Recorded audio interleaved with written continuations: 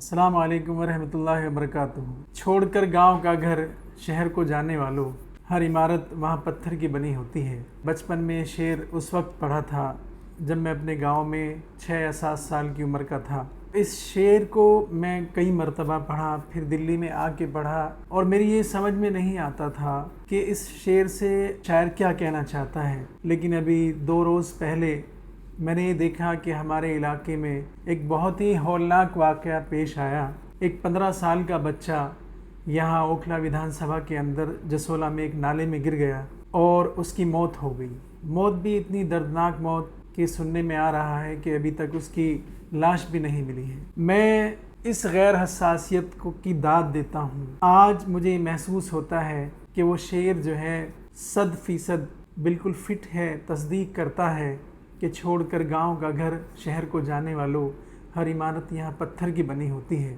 एक घर का चिराग बुझ गया और आम लोगों पर बिल्कुल असर नहीं है। ये दिल्ली शहर है जहाँ पर वाकई लोगों के दिल और यहाँ की इमारतें पत्थर की बनी हैं। होना तो ये चाहिए था कि पूरे इलाके के अंदर गम और सोच का एक माहौल पैदा हो जाता और एक बड़ी तादाद में उस बच्चे को खोजने के लिए लोगों का तांता वहाँ जुड़ जाता।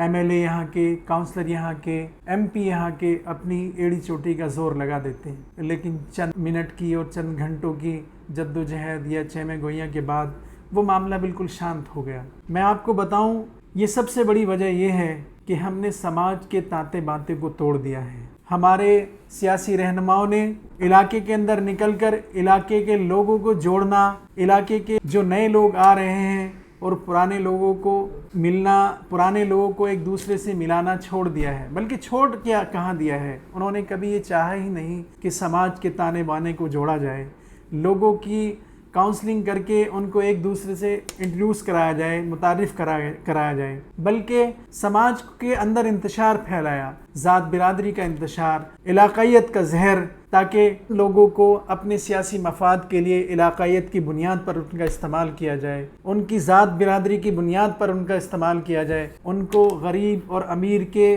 फ़िरके में बांट कर उनका इस्तेमाल किया जाए। मैं ये कहता हूँ, होना तो ये चाहिए था इस पूरे समाजी ढांचे को, इस पूरे इलाक़ायत के ढांचे को एक जामिया नगर का समाज बनाकर तश्कील किया जाना चाहिए था। जामिया मिलिया इस्लामिया यूनिवर्सिटी यानी जामिया नगर के नाम से ये एक अलग समाज होना चाहिए था।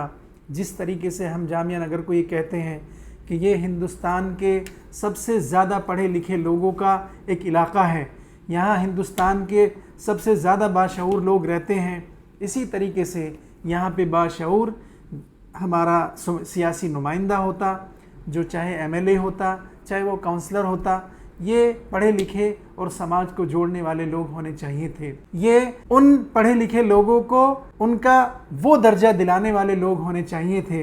ये हमारे रिप्रेजेंटेटिव होने चाहिए थे कि हम ऐसे समाज से आते हैं कि वहाँ पूरा हिंदुस्तान बसता है, पूरे हिंदुस्तान के अलग अलग इलाकों का मुसलमान बसता है। आज हमारी पहचान ये है कि यहाँ इंसान की और इंसानियत की कोई कीमत नहीं है।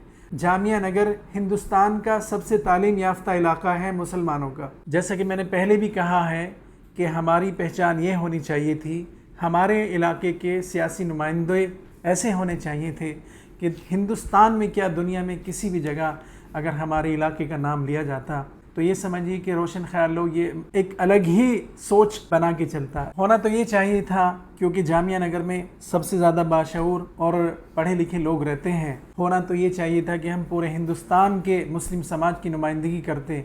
आज हम यहाँ पर सामाजिक हैसियत से जूझ रहे हैं, सामाजिक हैसियत हमारी कुछ नहीं रह गई है। हमारी पहचान ये हो गई है कि यहाँ के नौजवान नशे का शिकार हैं। यहाँ पर मैंने पहले भी कहा कि जिस्म फरोशी के अड्डे तक खुले हुए हैं। आप गलियों में जाइए, देखेंगे कि गंदगी का अंबार लगा हुआ है।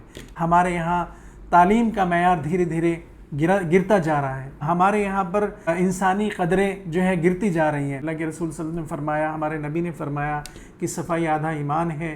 तो हम अपने अतराफ़ में देख सकते हैं कि सफाई कितनी है और सड़कें और गलियां कितनी साफ़ सुथरी हैं। ये हम देख सकते हैं, मुझे बताने की ज़रूरत नहीं है, हर आदमी गुज़रता है اور جو آدمی جہاں سے گزر رہا ہے اس کو گندگی کے انبار اور گندگی کے ڈھیر ضرور دیکھنے کو ملیں گے۔ میں اس علاقے کے چنے ہوئے سیاسی نمائندوں سے کہہ دینا چاہتا ہوں، انگلیاں تم لوگ کانوں سے باہر کر سکتے نہیں، ہم بھی دیوانے ہیں، زنجیریں بجاتے جائیں گے۔